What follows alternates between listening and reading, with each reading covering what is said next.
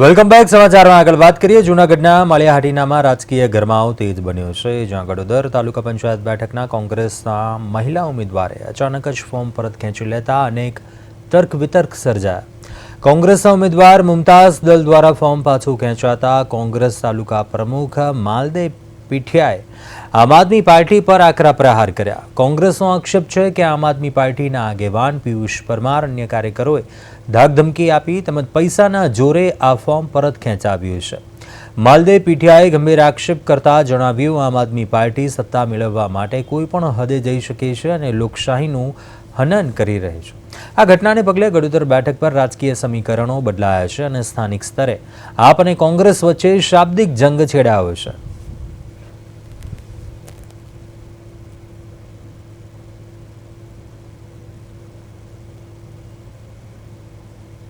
હું માલદેભાઈ ભીખાભાઈ પીઠિયા, માળિયા તાલુકા કોંગ્રેસ પ્રમુખ.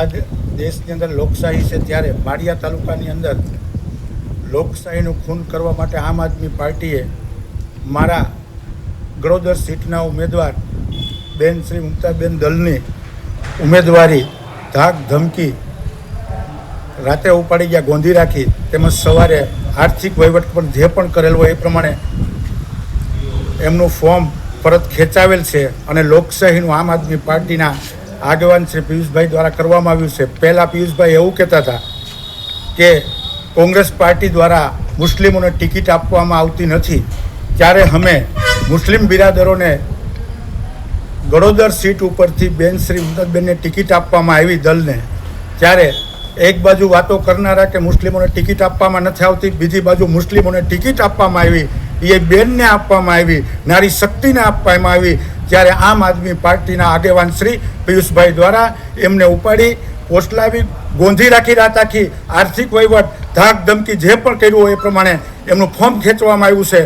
હું આ માળિયાની જનતાને વિનંતી કરું છું કે યાદ રાખજો મિત્રો, આ સટ્ટા બટ્ટાની સરકાર બનાવવા માટે આમ આદમી પાર્ટી દ્વારા આવનારા દિવસોમાં સરકાર આવ્યા પહેલાં આ તાલુકાની અંદર અરાજકતા ફેલાવવામાં આવી રહી છે, ધાક ધમકી આપવામાં આવી રહી છે.